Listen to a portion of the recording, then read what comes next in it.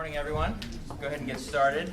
We'll go ahead and call the meeting to order and start with some introductions. Will, if you want to get us going.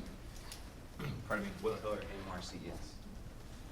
Good morning, Grass Diverter Field Paramedics. Jared Bagwell, EMS Agency. John Burley, EMS Medical Director. Teresa Beals, EMS Agency. Good morning, Christy Sobolewski, Chomp. Michelle Kalinsky, Chomp.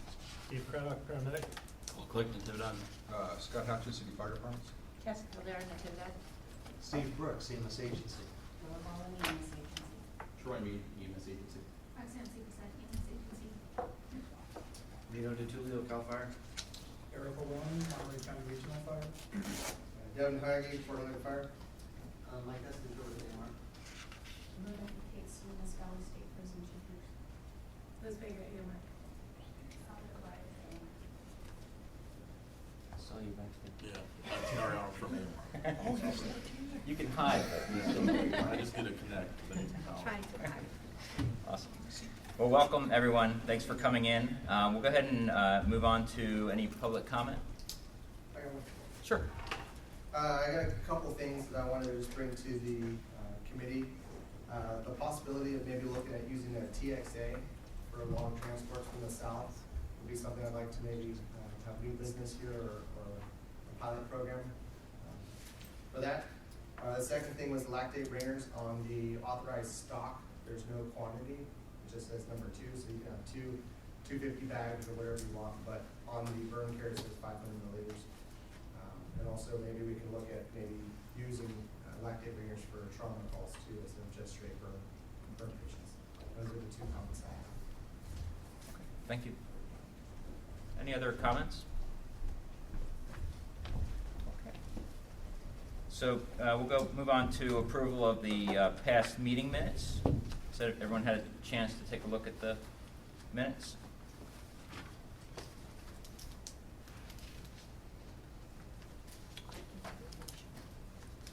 And then do we have a motion to approve? Great. Second? Okay. All in favor? Aye. Aye. Any opposed? Cassie, second. Yes. Great. As far as EMS recognition, we don't have anything specific for this month, and likewise under correspondence, which moves us to old business. And Jared, you have a report regarding EMS system communication policies update.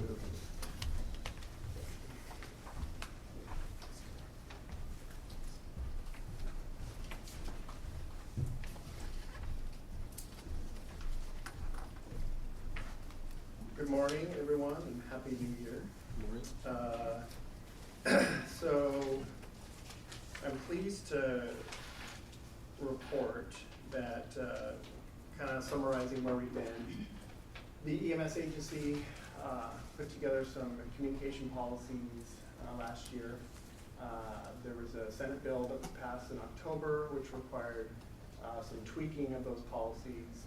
And over the last part of the year of 2019, we met with stakeholders and county representatives and were able to successfully make those changes and implement them effective January 1st. So there were small modifications. The main one had to deal with creating a pathway for other designated centers as they see fit. So we don't expect any changes in the short term, but as they do, we will update the committee as needed. I don't know if you have any questions on that. Thanks, Jared. That's it. Thanks. Next, we have EMT scope of practice. And Steve, did you have any report or comments?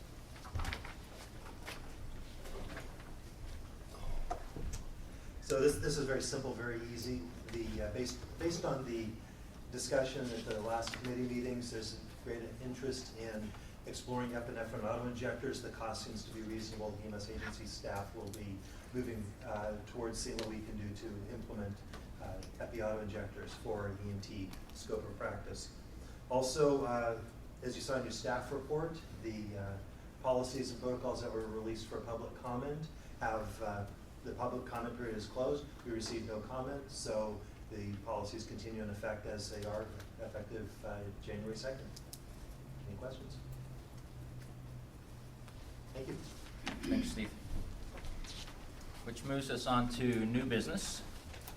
And initially, we had a off-cycle protocol revision that we were going to discuss. We're going to go ahead and table that for this meeting. Our intention is to bring that into broader protocol revisions during the regular cycle. And then next we have Monterey County Prescribed Safe Initiative with Dr. Close and Dr. Grover. Are you here yet? No. Okay, so we'll table that for the moment. Which moves us on to EMS System Quality Improvement Program and Continuous Quality Improvement Technical Advisory Group, Laura Wallen. Laura?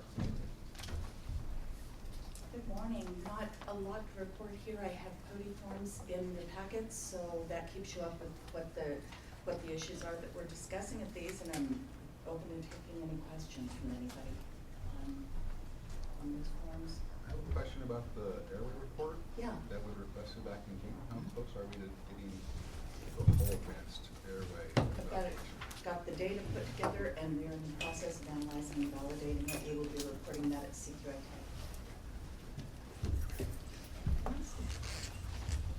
Thank you, Laura. And our next item is STEMI QI.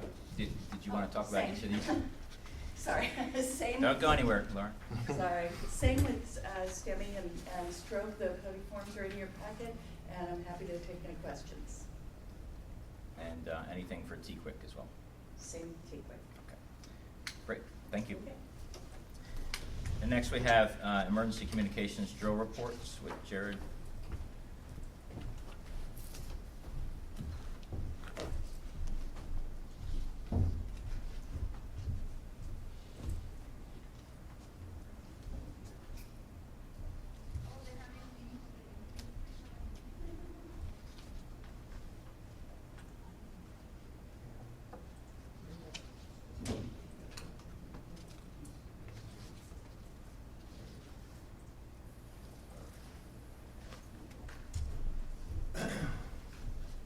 More of a summary of the same.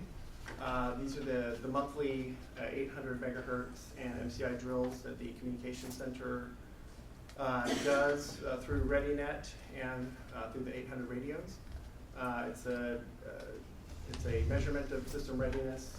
We've been reporting it for a while now. Compliance maintains in the 90s, which is good.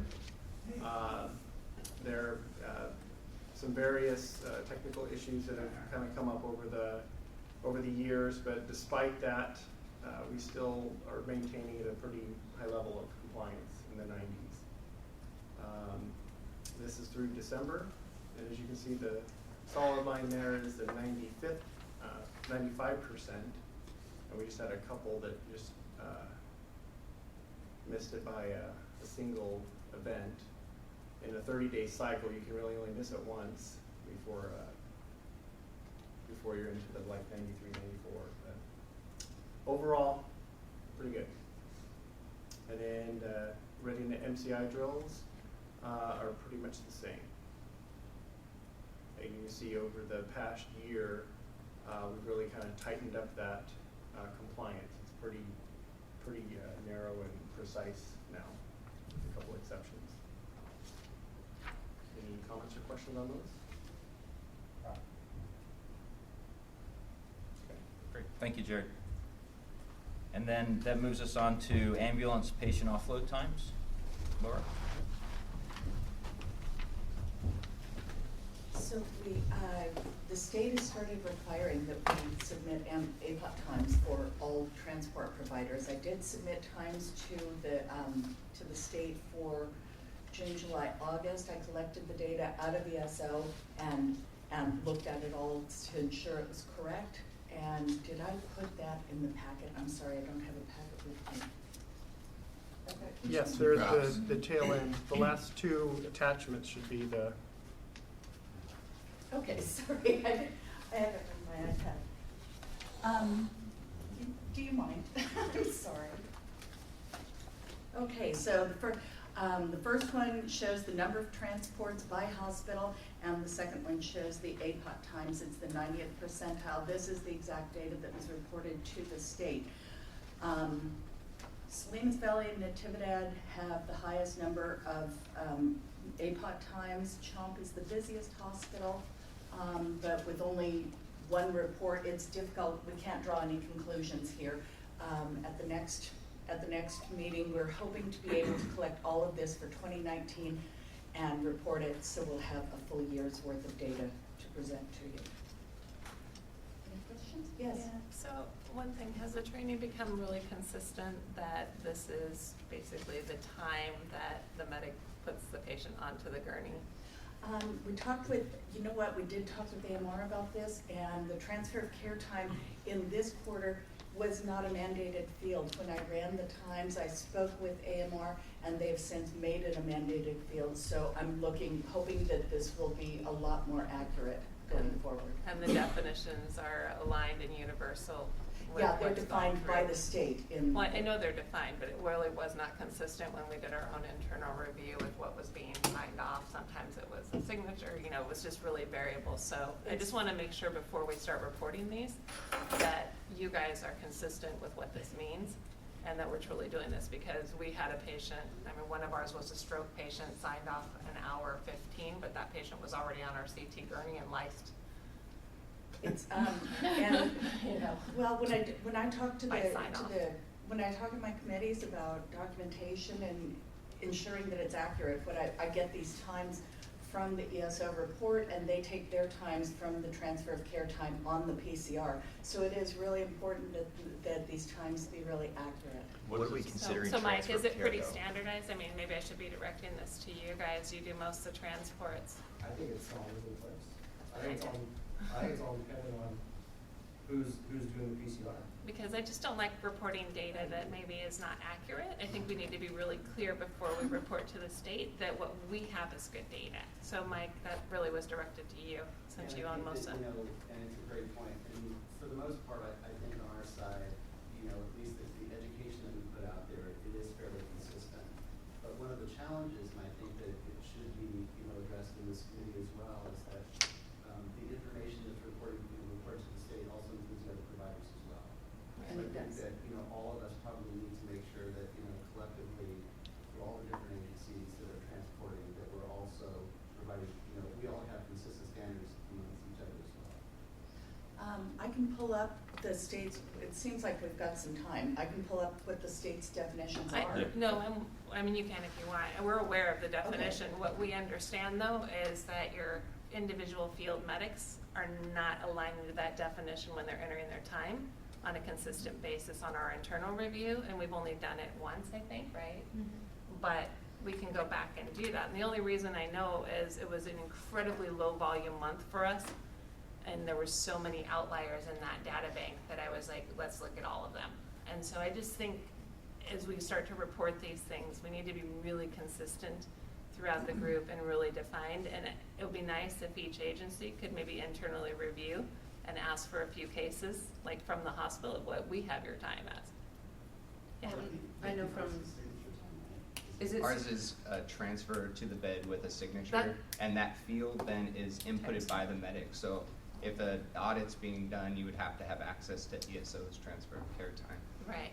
for What's the everybody. start? And there would have to be a consistent mandatory field for all transport agencies as So well. the problem when you require a signature is that sometimes the nurse, that's been a delay. That's what we've noticed, is it's a transfer to the bed with the signature. And the problem is that nurse on a code stroke isn't signing your form, or you get involved with kind of watching, getting education, you know, watching what's happening, and then the signature is delayed. And so those are usually our outliers, is when that is, and really it should be the transfer to the gurney. Yeah, most of, With I would report. say like consistently, the transfer to gurney time is the transfer of care time on there. Signature time can vary depending on if they have to walk to your CT scanner or whatever, but Right. that transfer of care time is moved to bed. Most of the time that is accompanied by a signature. So to look at just the signature time is not a consistent time. Right, so that's why I'm If that's asking what is, they're are looking at. you educating and are they using the time they put the patient on the gurney? Yes. Okay, Yeah, Yeah, I see a lot of variability too. Let me just leave it at that. I mean, because, you know, I mean, sometimes if you were using a signature time, sometimes you see the patient gets on a gurney, they give the nurse to nurse thing, you know, they socialize a little bit, do their stuff, and then come talk to me, and then go back and get a signature. So if the signature time's being used. But I don't know who's using the signature time is what I'm asking. We're using the transfer of care time listed in ESO. To audit it based on signature is not an option. Okay. So it's time placed on gurney, and it's a self-entered field. Yes. Correct. So the Yeah. only issue with that is I've actually overheard medics that are training and say, just put 10 minutes. I just put 10 minutes on every call. Yeah, I mean, so. So I've heard that multiple times, and so.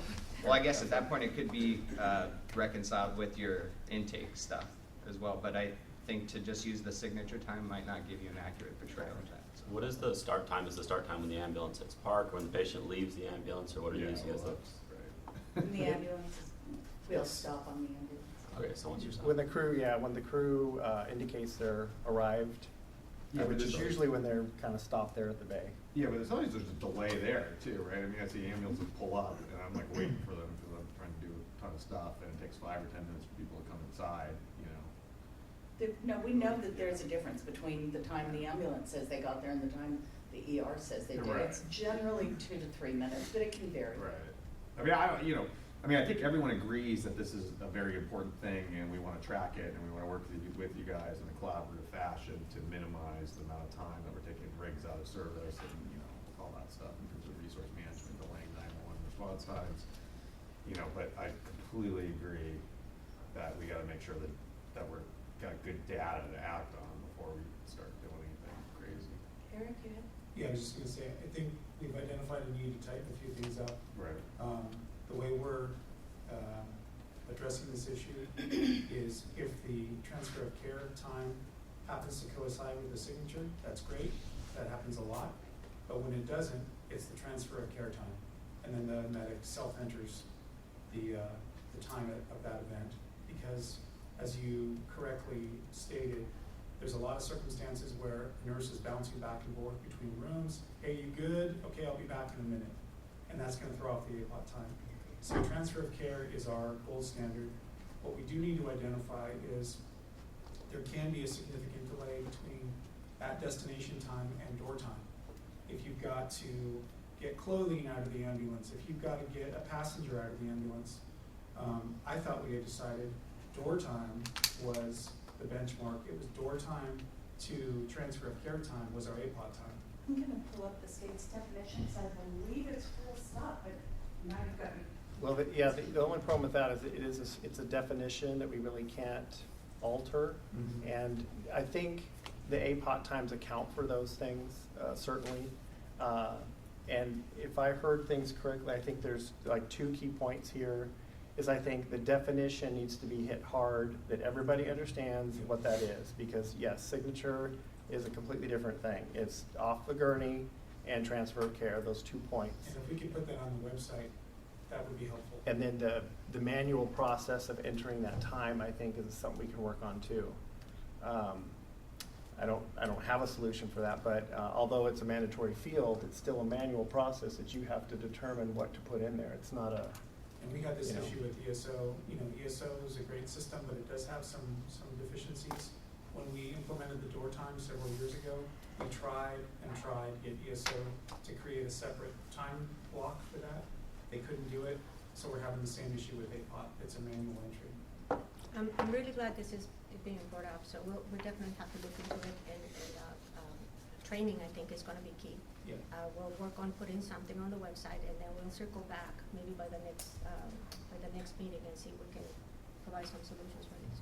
Yeah, I mean, whenever you have hundreds of providers, there's always going to be some variability on how people do things, but it comes back to just sort of repetition and training and communication with the providers. Remember, you know, the transfer of care time is what we're looking for, not the signature time. So make sure when you're putting that number down, it's when the patient's actually moved over to the gurney and care is transferred.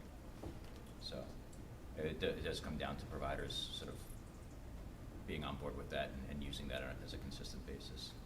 would it be helpful to establish a work group with these ESO? There's a couple other ESO issues, I think, that wouldn't be a bad idea to get a small representative of folks together to discuss. You know, there's some routing issues, the APOT times, the definition, the manual process as the temporary, I don't know. just Let's throwing it out regroup, there. identify the issues, This talk is- to some folks, and then we can connect with ESO on what needs to be done. This has been discussed at CQI TAG too, about aligning and standardizing the pick lists and things in ESO. So, and that's such a huge job. I've started looking at it, and I'm talking with ESO and trying to get just our pick list aligned with everyone else's first, and then we'll go, and then I would like to use CQI TAG to help do this, if that sounds reasonable to everyone. This is the state's definition. They have two different APOT times. This one is the 90th percentile for the time itself, and the time from the time the ambulance arrives at the hospital. So yeah, it's wheel stop. And when I did submit this data to the state, I let them know, because they want to know if there's any variability or any issues with the data. So I let them know that transfer of care time had not been standardized, and that we were going to work on that, and hopefully going forward our data will be more accurate. And that's, they're used to this when they start new measures. I think a lot of other LEMSs are reporting similar issues, so they're aware of it. Right. One thing though that I can say is we do not have a big APOT time in this county. It's a good thing to keep track of, because if it starts creeping up, we want to catch it early as opposed to late. I've worked in a county where it was in the thousands of hours, which is, we want to stop that before it gets to that point. I was gonna say the same thing. You really have to acknowledge here that as a system, Monterey County, we really do a great job in that sense. Yes. And, you know, hats off to the hospitals, because in some of the other areas, we don't spend a lot of time focusing on that in, you know, in these forums. But up there, it dominates their meetings, especially north of us. I mean, it's a big issue. Southern California as well. Yeah. Well, it's all on Sam to have ambulance out of rigs, because you can't out of service for certain periods of time, because you can't offload patient. It means the system is not working right. So, Yeah. so let's keep it that way. Right? On the other side, we would have crews that spent their entire 12-hour shift on the wall at a hospital. Yeah, right. And that's crazy. Yeah. Any other questions? So I just texted Rev and Casey, because they're usually not late. They only have EMCC on their schedule, so they're arriving at 9:40. I don't know that they knew that you added them to this meeting. No, they knew they were on the schedule for both. They knew we would make them, they, per the request, we were gonna make them the last item on the map. Oh. And then, the first item on the EMCC. Okay.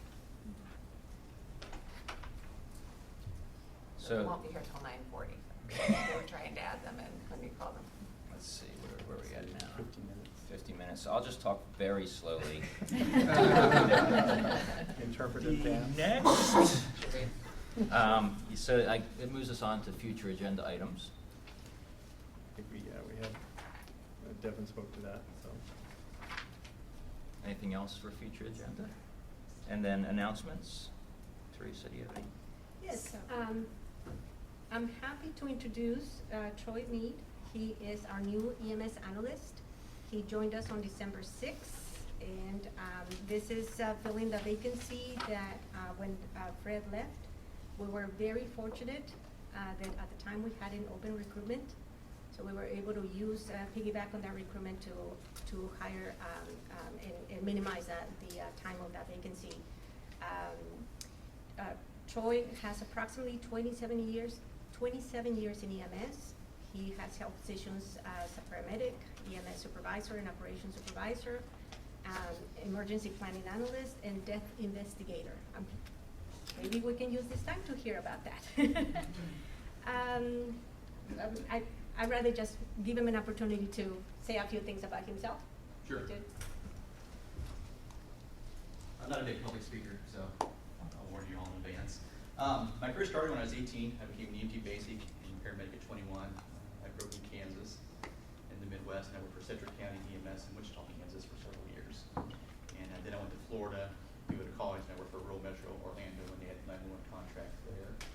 And then I obtained my degree in emergency administration and management, and then my bachelor's in homeland security with emphasis on emergency services administration.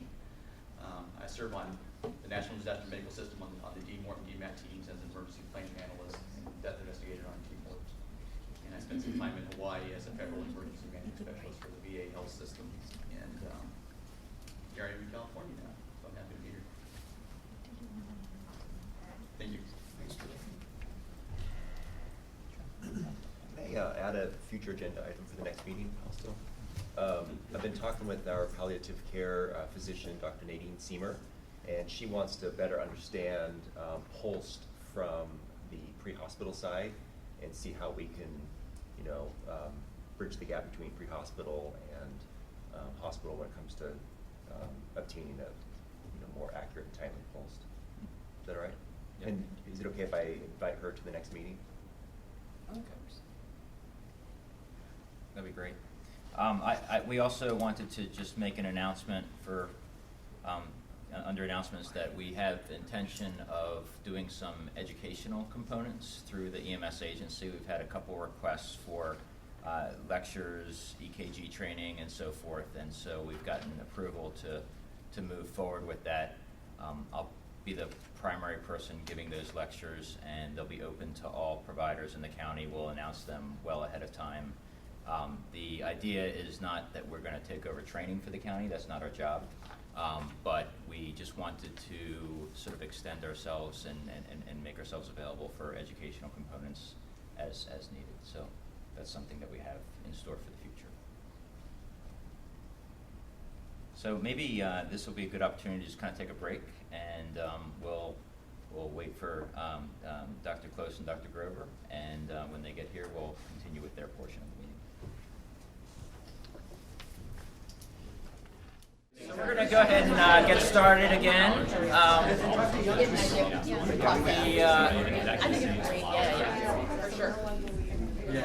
We had an opportunity a couple weeks ago to meet with Dr. Close and Dr. Grover, who wanted to talk to us about a program that they've been running within the county, and it's prescient because narcotic overdose is becoming more and more rampant, and the amount of medication that or drug that people are getting into their system is ratcheting up with fatal results. And so Dr. Close is here today to talk to us a little bit about their program. And one thing that struck me in our meeting was just the fact that they're so passionate about what they do. And so without further ado, I'm going to hand it over to you, and you can tell us a little bit about your program. Cool. So the smarter half of the Close Grover team is Grover, and we'll be here at 10, whatever the next meeting time is. We had to switch out because we're both being deposed today. One of the joys of our job. But so you'll, some of you will get to meet him later, and we do this in tandem, mainly because there's so much to do. So the Prescribe Safe initiative came together several years ago. That's okay. And backwards. Thank you. And basically it came together out of a need. So back in 2006 when I started at CHOMP, we were trying to figure out what was going on with recurrent visitors that were coming in for sometimes pain-related complaints, sometimes not. But a lot of it was related to something none of us understood really well at that time, and that was mainly opiate use disorder. We were seeing patients in withdrawal. We were seeing patients trying to stay out of withdrawal. We're seeing a lot of issues. And so in 2006, we tried to figure it out patient-by-patient basis. And in 2013, the world flipped over, and that was when we had a pediatric death from an opiate overdose in my ER, and we were trying to figure out what was happening, what's going on here. And so we reached out to San Diego and asked them about some of the information that they were using in their emergency rooms, and literally we cold called. If you go to the next slide, please, and we'll bounce around. We cold called Salinas, Natividad, New Memorial, Tony Chavez, one of our administrators, reached out to some of his contacts. I, at that point, had become friends with the coroner from all the deaths, And so I reached out and asked for help. And we asked, you know, what do people want to do? What do they think's going on? And we came together and created Prescribe Safe. And with that, if we go back a slide, please. Other back. Thank you. So we started doing physician education, CME, talking about cures, the prescription drug monitoring program, you know, teaching docs how to look up what patients are actually getting as far as medications so they can make educated choices about what they want to prescribe. We came up with different resources for providers about alternatives or complementary therapies. You know, not every pain needs an opiate. What about chiropractics? What about acupuncture? What about non-opiate topical therapies? I mean, there's so many choices that none of us knew. It used to be, you know, has pain equals morphine. And we realized there was a lot in there we were missing.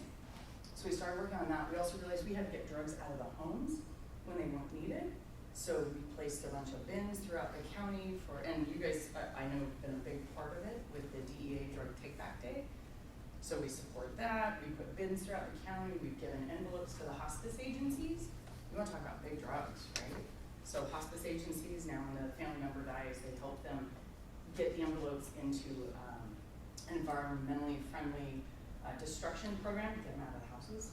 A lot of patient families were looking at that as part of their inheritance, and now we've gotten rid of that. So that's been really helpful. We work really closely with law enforcement on fraud and as well as diversion. Patients used to come into the ER and scripts between the emergency department and the pharmacy would become suddenly very different.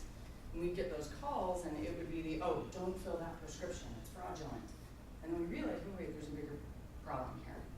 So we work with law enforcement with that to help figure out what actually is going on. What does the patient need? Is this somebody who needs substance use treatment? You know, what's happening? There's an issue here.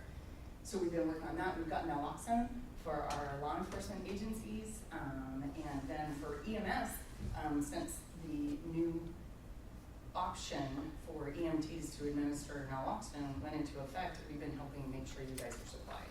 So if you need naloxone, there are 300 boxes in my car.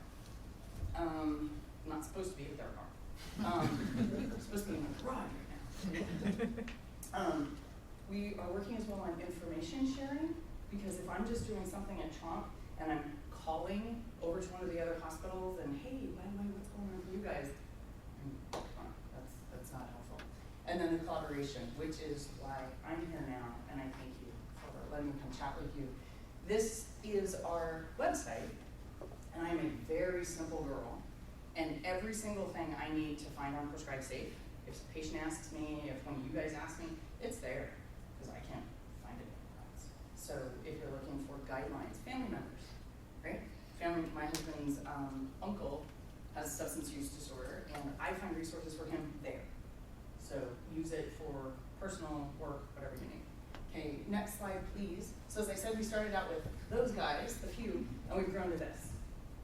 So we've added in pharmacy, we've added in all the drug treatment programs, we've added in more of our law enforcement agencies. We've partnered with police to get them naloxone and training, and just partnered throughout this entire process. So it's really grown, and I'm really pleased with that because the more of us that are working together, the better we're doing. And next slide, please. Okay, so this is hard for me, and I'll be honest with you, because as Michelle will and Chris will attest, I live, eat, and breathe this because we have to make it better. I can't handle it. So we started here. This is when Prescribe Safe was born, so to speak. And this was us in 2018 compared to the California state average. It was the win, right?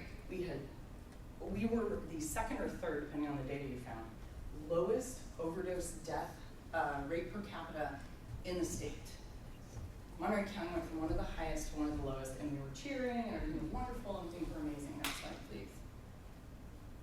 And then fentanyl came. And we had 9 opioid overdose deaths in 2018, and I just got it yesterday that we had 37, not yet finished, because I know the coroner's reports aren't in, and I got one last night of another fentanyl death. We had 37 as of yesterday afternoon in 2019, and that number will grow. Like I said, I got another one last night. So here's what was happening, and this is where the passion comes from. So I'm the crazy opiate woman in our ED, right? So everybody knows, call me with everything. And so in June of 19, there was a college kid that took half a Percocet and went down. And she went down hard. Multiple rounds of naloxone, was in my ER forever. And so I got the call. That's weird. Doesn't make any sense. Okay? End of July, got another call. Hey, Russ, something's going on. As a kid said he took a Percocet and he was dead. We got him back. He's on, Narcan drip, but he was dead. I'm like, okay, something's happening. So September, he's in my coroner's office. That same kid. This is why I care. Okay? He has a mom. He has friends. Something's wrong and this isn't acceptable, in my opinion. So I am an agent of the coroner's office, which is really funny, as of several years ago, so I can help them with the death data, right? San Diego did death diaries, so of course I want to do that, right? And so I've been an agent of their office for the last few years. So when I was looking for this man, okay, I'm trying to see if his tox reports pulled up. Usually as I'm thumbing through the coroner's reports, and it's a touch screen, but usually as I'm thumbing through them, I'll see rule out overdose, rule out overdose, right? I looked this gentleman up, and it was overdose, overdose, overdose, overdose, and I freaked. I called our public health officer, Dr. Moreno. I was like, I have nothing to prove what I'm about to tell you, but something bad is happening, and we have to do something. So, Dr. Moreno and his team, CSUMB, because they were seeing a lot of overdoses that didn't make sense, that Percocet put you down. They put out press releases and things like that. And in October, we lost a high school student to a fake Percocet. And it's that weekend, we had at least 10 that I was told about. Remember, this is everybody calling me. That I was told about, we had 10 fatal and non-fatal overdoses over that period of time of her death. So I was in Tahoe and I was receiving all those calls. And I called an emergency meeting of Prescribe Safe, right? These are my people.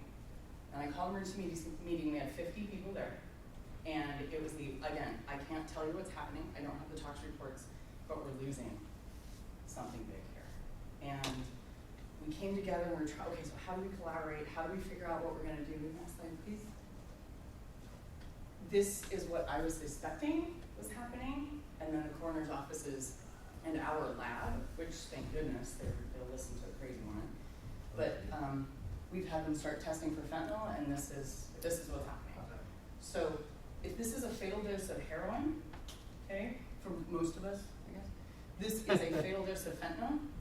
And if carfentanil comes to Monterey County, I don't know what I'm gonna do about it. And then here's another idea of the required fatal dose for fentanyl. So you can see how I'm a fabulous Percocet making chemist, right? I put a little bit of fentanyl in, I'm gonna get a little kick, right? I put too much. And even if you do, because I was gonna advocate for fentanyl test strips, right? The problem is the whole pill is heterogeneous. So if I test this shaving and it looks like it's okay, what about the rest of the pill? You can't trust, and I've come to the point that I'm telling when we educate our youth, don't take a breath mint. You can't trust anything right now. A year ago you could have gone, hey, I'm gonna try a Xanny, right? Now you could die, end of story. And truly that's how I'm educating our kids, because you have no idea. You can fentanyl test strip it. Would I call that harm reduction? Sure. But what's the rest of the pill look like? I have no idea. So next slide, please. Are there communities that this is a new strategy for me, communities that employ handing out the fentanyl test strips to their opioid population? Who hands them out? Are there communities that have employed that strategy of giving? Yeah, ASN in our community does Uh-huh. use fentanyl test strips, and some of the other communities across the state are doing that. Uh-huh. But we're all coming up with the same thing. I was talking with the DOJ the other day, and it's yeah, but what about the rest of it? And we can't test the whole thing. So it's better than zero. Right. But how much better? I don't know. It's pill dependent. Right. Yeah. So here's what happened. We went from here. We brought everybody together. We went to here, and that's where we are as of last night or yesterday afternoon, because that's bigger now. So there's my passion. I can't do this. Next slide, please. So like I said, here's what we're trying to do in response. We've brought public health together. I'm on the phone with Ed Moreno all the time now, poor thing. We've tried to get more naloxone in the hands of our community and as well our healthcare providers. I personally have distributed 300 boxes of naloxone in this community, and there's 600 more, 3 of which are more. We've done town hall events trying to reach out to the public. We've done outreach to kids. We've been in more schools in the last 3 months than in the preceding 5 years. This is the big kicker though. Everybody calls me, okay? This is great. I know, I'll talk to everybody. But I'm an ER doctor. I'm working in this afternoon. So if you guys have an OD now, right, it will come into CHOMP. I will pull the data in a couple of days. When I get the time, it gets referred to me through our EHR. I pull all the naloxone doses in our hospital. Our scribes keep a sticker log. Seriously, it's this remedial. And then when I can, I will look up the chart, look up the patient, figure out the information, and I've started putting it into OD maps. This is what came out of that 50-person meeting after what I call fentanyl weekend. Okay, next slide, please. Question, real quick. Yeah. So I was just talking with Nick there, and we've had several ODs as well. Percocet, this exact same thing that you're talking about. Like, how does that information get to you? Because as far as I know, they're just lumped in with the other 60,000 people that come through our door every day, and they're just lost in the mix. Where does that go? So how does it get to you? Yeah, Or does it not? because I'm the single Deaths person. and non-deaths. I'm sorry. You know, deaths and people that don't make it on the coroner's, radar that we resuscitate and they end up being discharged. Right. You know. Mhm. So, as I mentioned, I get the naloxone logs, so I see patients in that way. I get the ICD-10 codes next month. So January about 10th, I'm gonna get December, right? And then I go through those, so any ICD-10 code for poisoning, overdose, toxic, that kind of stuff. The scribe logs I get, and then the texts and phone calls that I get. That's how I personally at Trump track the non-fatals. The fatals are easy. I review every case that goes through the coroner's office, and I get, because of fentanyl weekend, I now get the tox screens in real time. So when they go to the coroner's office from the lab, I'm on that list now, and so that's why I know late last night I got another fentanyl. I've been working with Erica Locke at SVMH and then as well with Ruth Selvage at NMC to try to figure out how internally they can start getting that data. But this is the point. So when I put in September and October non-fatals for Chomp, here they are, okay? So it was non-fatal, right? This 50 patients OD'd that I had in that period of time. 25 of those got naloxone, 25 didn't. So it's not only opiates, because opiates are the one everybody's talking about right now, but when opiates are better, what's next, right? Or what about alcohol and meth and all the other stuff? So anyway, here's our stuff. Next slide, please. Wait, so can you just explain the interaction with the coroner's department getting live toxicology thing and how that got set up? Because I just asked. And so you set that up and they send you like an email alert or text alert or something like that? Mm-hmm. Yeah. And they just push that out to you? It pushed to me because I'm an agent of their office. Okay. How does one become because this would be totally interesting. I mean, it would be totally helpful in providing real-time feedback to the, what's going on to our ER doctors and stuff. Because what happens now is the patient goes to the coroner, a sentinel fentanyl level happens, and maybe we get feedback about it, 2 months down the road. Okay. All right. Well, I'll talk to you afterwards. But Yeah, because I was trying to think, because coroner's cases are, for a zillion reasons I will never understand, they take a while to close. There's Right. all the legal issues behind it and everything else. I get the toxes as soon as they're available. okay. Okay, and then at that point, I don't have the report, right? I don't have the situation. Right. It's when the case is finally closed that I can put them in here.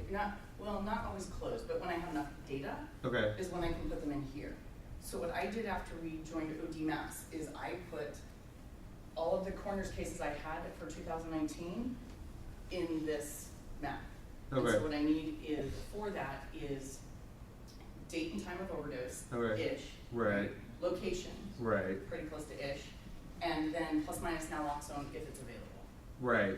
And so that's what I put in for our coroner's office from January 1, 2019 and through October and change, October, early November. This is what I have. And what's so because I don't even know what's the coroner's toxicological thing for fentanyl? Oh, it's awesome. Okay. It's detailed. Yeah, please tell me. So the one I got last night had the fentanyl level for the patient, Uh-huh. what humor it came from, right? Vitreous versus pharynxtic, whatever. Right, it is. right, okay.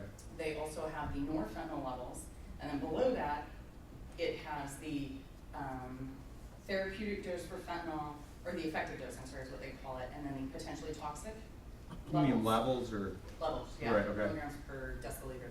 And then that converts, so you just read it and you go, okay, so the patient was 0.3 and potentially toxic is 0.003. Right, okay.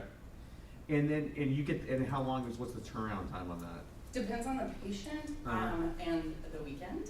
Okay. Right? But you're talking days, it sounds Yeah. like. Right, okay. And then what's your internal process for potential fentanyl overdoses that get admitted to your hospital? Okay. Do you have a toxicological thing where you get fentanyl back, like in a reasonable? We do now. Okay. We do now. Please, can you describe that a little bit more? Yeah, because of Fent Weekend, I met with Cheryl Moore, the head of our lab, Uh-huh. and she found a Fent test that is not ER useful, right? Because you just treat the patient. I mean, Right, you get right, the whole right, right. But my docs have started sending fentanyl levels on suspected cases, mainly for public health. I don't Right. do this in No, we're emergency doing the same thing, but it goes to a lab and comes back like in, lab. Ours is about 2 days. 2 days, Yeah. okay. And you- I get sorry. those calls as well. And you get a level, you get a quantitative, or is it just No, qualitative? for those it's positive. Well, no, some of them have come back. Cheryl's changed her, Okay. the assay she's using. Some of them were just positive Okay. and some were actually low. Maybe we should have our lab people talk to your lab Please, people. and Okay. Cheryl's all over helping with this. Okay. She's All right. amazing. All right, that's extremely helpful, thank you. Yeah, for sure, for sure. So, as I was saying, these are the fatals that came through. And you can, OD Maps is kind of fun to play with because you can do it on dates and times and locations, and you can do which meds and all kinds of stuff. Next one, please. So, I started working with Erica, like I said, doc at SPMH, and I started working with Ruth at NMC. CSUMB also signed in, so we had a meeting with OD Maps to say, what can you do to help us? And this is what they did. And so, a representative at each of these 4 locations, me on both, has put in the data that we have as of now. And well, actually, unfortunately, this is up to 160 as of last night. It was 151 when I made the screenshot. But this is our community. These are patients. Like, these are family members, and this is a big deal.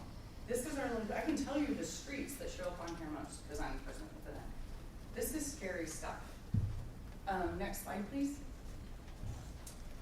So, why am I here? Number one, I want you guys to know what we're doing and why. So when you hear about it, you're familiar and you have an understanding where this all comes from. The CDPH data, remember my graph, how we were horrible, we were awesome, and now we're terrible? The only thing I have from CDPH is horrible and awesome. If you look up the CDPH information last night, which I did to confirm, it still shows that we're amazing. So it's really really lags behind. When the hospital and coroner information is the only stuff going in for community information, there's a lag. And it, literally, if somebody overdoses before my shift today, I will hear about it sometime in the next several days. Then I have to go into the chart. Then I have to figure out all the data of it, and then I have to input it. We're looking maybe early February. I don't think that helps anybody today. And then any patients not transported. This was brought up. If somebody signs out AMA on scene, nothing. Zip up. Nobody knows. I think as a member of this community with all those diamonds and circles of overdoses, I think our community needs this information. That's my opinion. If I'm on scene, so you just heard the process that I go through from when somebody overdoses until I input the data, right?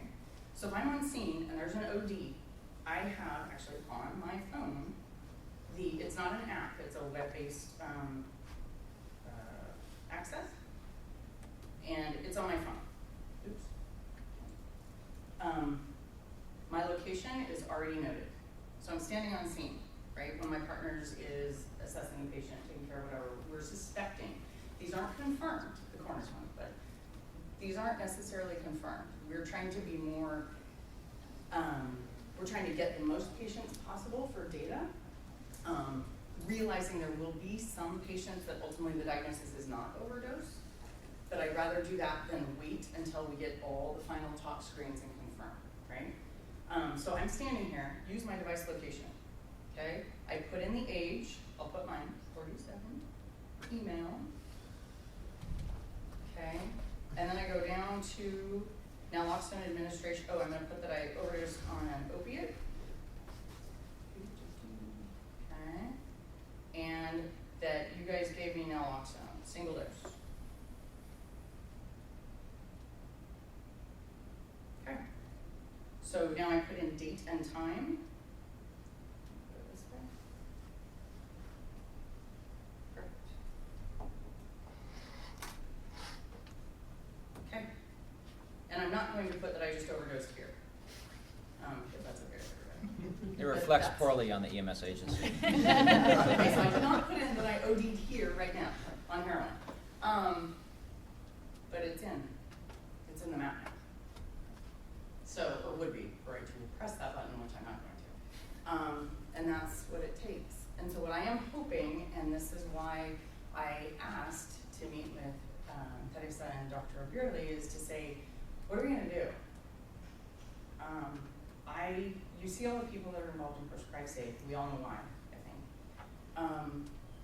I would like to bring this group into the work that we're doing to try to make it better for the community. Next slide, please.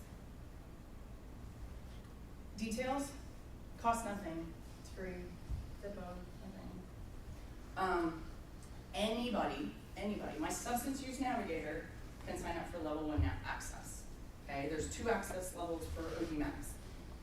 Level 1, literally my substance use navigator, she's a certified alcohol and drug counselor, she can have level 1 access, okay? So any of us in the healthcare scenario can do this. It's about 4 clicks, you saw how long it took me to do it, right?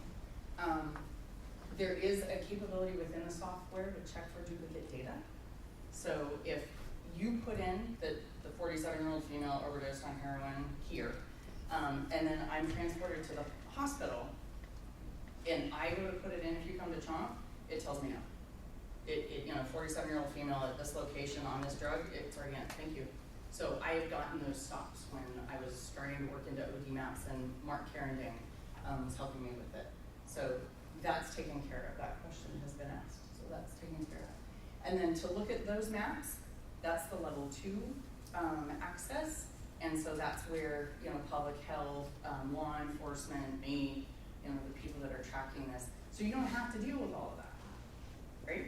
You're just standing there during the scene or as you're driving, click in the location and move forward.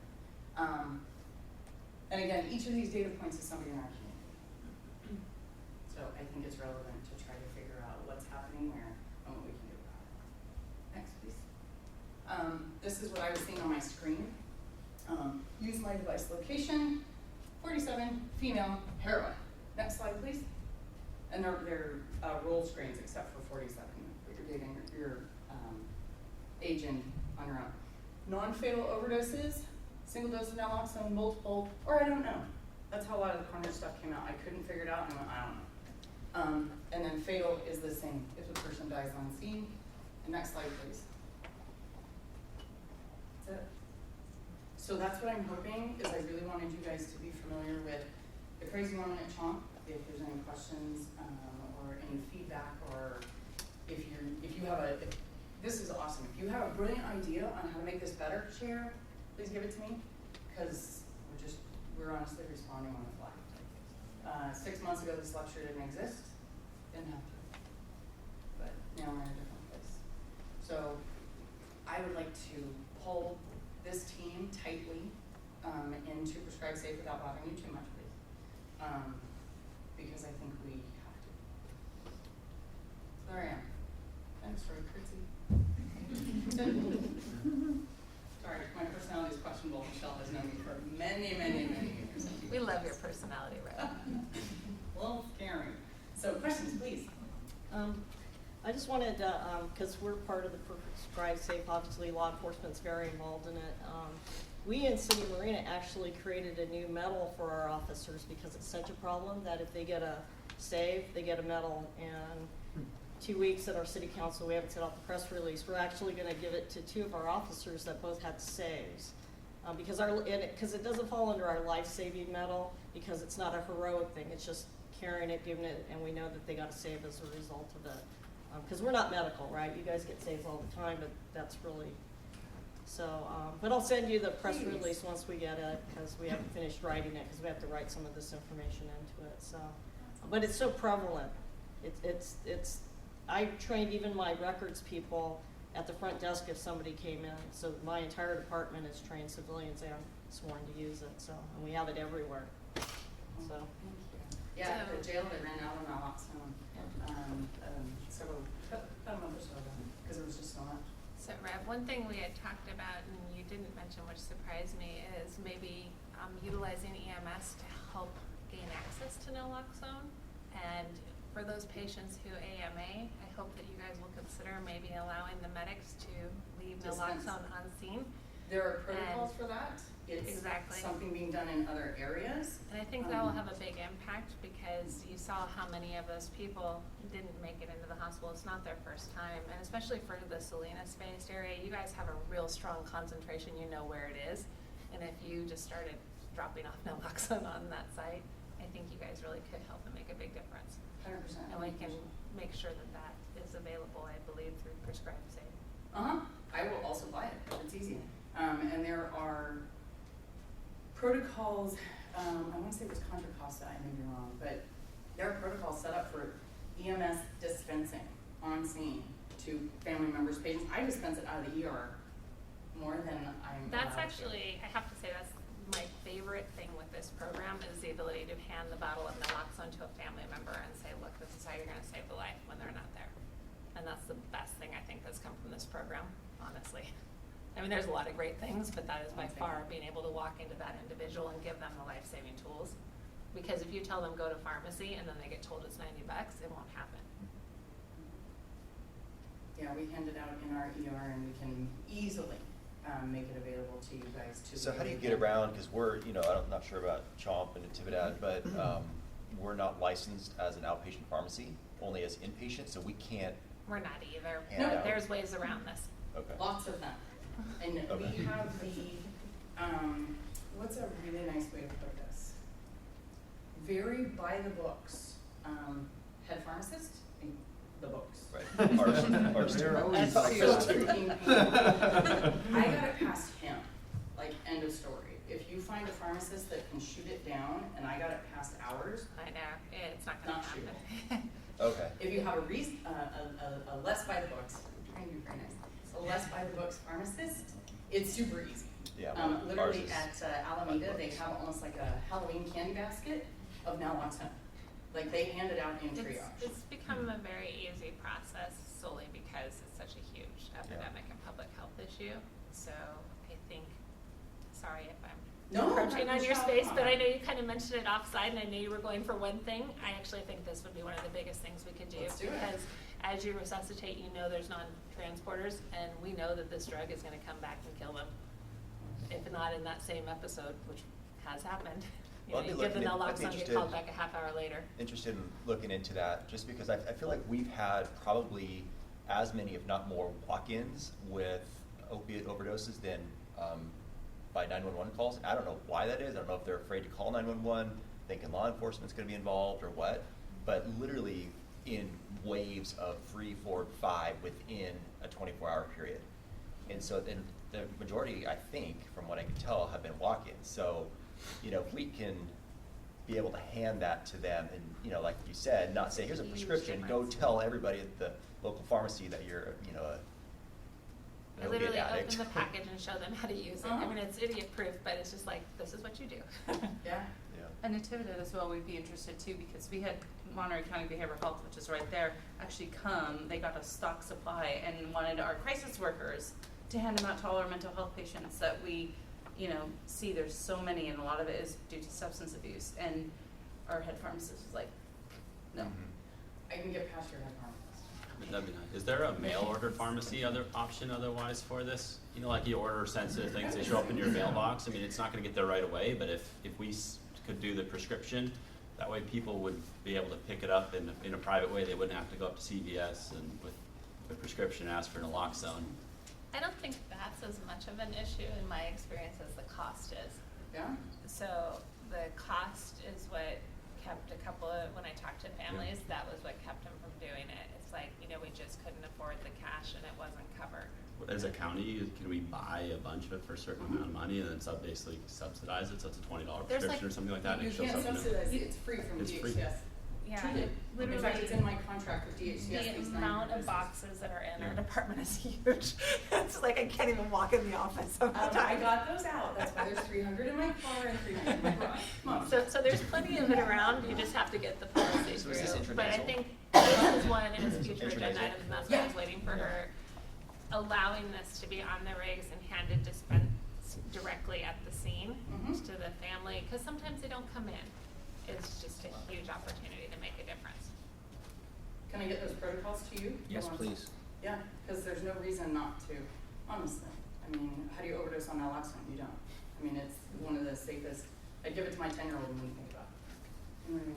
There's no risks, no side effects. Question. Is the county sharing ESO data from overdoses that aren't transported or transported with this program at all? We've been working on how to do that, right? Because I don't have it. Well, we gained access to the EMS data a couple times, but I think the last time you asked me for it was like 2017, so you got a whole new crew in here. So I don't think we have it at this point. Okay. It's a very easy thing for us to get and to distill down into a report. I just don't know how we share it. I just don't know how that's shared. It's a whole new crew. Reb and Casey previously had asked me for data. We got it from pretty much everyone. We were missing a couple of the first responder, or not first responder, but non-transport agency data. But we have not done that since like 2016, 2017, I don't think. I know, like, as individual entities in ESO, it could be done. On the county side, they have all that data and it could be distilled in an ad hoc report. And that is how we connected with Dr. Close. She was inquiring about how could we share the data. Right. And so we let her know that we needed to look into it, because it is, the ESO is a compilation of everybody's data. Before we just said, oh yeah, sure, here it is. We wanted to make sure that we check that we could, what we could, and then we understood that ideally a direct feed from our system to probably that system. Okay, So that adds another layer of, it could be complicated, we don't know. But we're looking into it. Yeah. So I know, like, with the CARES data, we now have it automatically inputted in there, so you don't have to go back and put in every cardiac arrest case in now. And I'm sure there's some way for ESO and your system to communicate That'd be awesome. in the back end. That would capture those non-transports for you, any treat and release on scene, whether it's. With specifics, multiple doses, how yeah. much. That could potentially capture for you. That's awesome. Do you guys have what a- you need, is that immediate data uploaded and input, just so we know what we're up against. Do you guys have a grip on how many of these are non-transports? I mean, is it a percentage? I could get it for you for sure. Yeah. I don't know off the top of my Okay. head though, but I mean, it's easy. I mean, you easy to might have find. on the naloxone side, right? I mean, do you have a lot of naloxone being used that doesn't, with no patient that enters the hospital system? Well, I only get the naloxone stuff from the hospital. Okay. Right, So it's so all she's in. not gonna have the EMS administration without access to their data. In the Got it. past, I think it was like 10 to 15%, if I Okay. recall. Sounds reasonable. So But it's a sizable minority, I okay. looked at only the first data set that you guys were given. Yeah. I haven't really been. Yeah. Yes. I just remember when we met a couple of weeks ago that you had brought up, you were talking about this as mainly in Percocet pills, but it's in a lot of other Oh, yeah. types Yeah, of things, like yes. even marijuana, and Thank that you. surprised me. thank you for reminding me. So yeah, that's the other thing we're finding is if you're an opiate user, so you have naloxone in your home or your family member does, and your brother doesn't want to take opiates, but he wants to take Xanax, you may very well be getting fentanyl. And so unfortunately, we've had a number of those. Xanax, it's been in our Coke for years. Right. It's been in our meth for a while, but obviously in the Xanax, and we're seeing it in the marijuana. And my understanding is not necessarily through the dispensaries that I know of, but if I'm growing pot and I'm trying to figure out what to do with it, I am going to spray it with a fentanyl kind of mister because it increases the potency and makes it have higher value. Right, except for the fixed issue. Explain, how many times have you seen that? Is that a relatively common or uncommon occurrence? The marijuana, I've seen a smattering, but Okay. that's only because you know how I get my data now. Right, okay, because this is not on our radar. Yeah, I talked to Erica about it. She's aware, Okay. but she's my contact. Okay. You know, she's who I've been bothering the most. But you know, again, it's what's given to me. Is what I'm Right, trying to get out. right. So I'm sure it's under. All right. I can only speak for Soledad, South County. That's my primary area. Personally, I've had 5 to 6 in the last 3 months or so that are either Xanax or the marijuana. Yeah. That's just for Soledad. Yeah. What education pieces in place? We're even out in our camps seeing people over and over and over. So what education are they getting with it so they can get off the drug? Oh, thank you. So my big pile of wants is basically a mobile outreach team. Basically, so you're on scene with somebody and that person says, you know what, dude, I am done. I can't handle this anymore. It's literally a community action team. It's part of the CAT is what we're trying to get it to come through. But literally the social worker, the substance use navigator, we've been working on making kind of a handout in the meantime. I think they're kind of lame, but at least something to say, hey, if you want help, this is who you call, this is what you do. And that we could roll out with the naloxone on scene is, here's your naloxone for your mom in case he ODs again. And if you're thinking that you're kind of done with this, here are the resources that exist. Because it's huge. We've got a ton of resources now. I mean, NMC put in a substance use navigator in their ER also. We're trying to bring, I mean, the family practice team at NMC is taking care, they're doing, I do all the acronyms like everybody else. They're doing medication assisted treatment inpatient in the ER. I mean, we're opening resources. So The bottom line is I think we can give them the resources in a printed form if they don't have a navigator at the time you hand them the naloxone box. And that's part of a good program is to make sure that's available.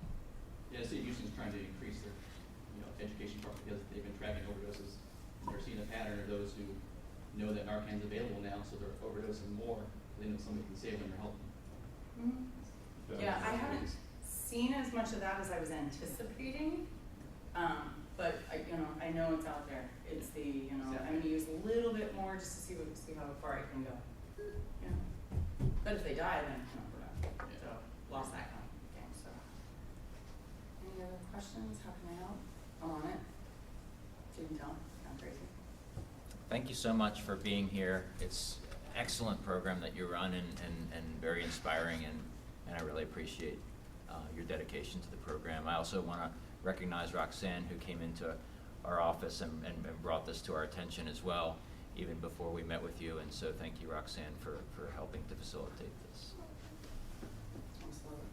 And reach out anytime, like I said, all the information's on the Prescribe Safe website. Everything's there, but my contact, it's easy.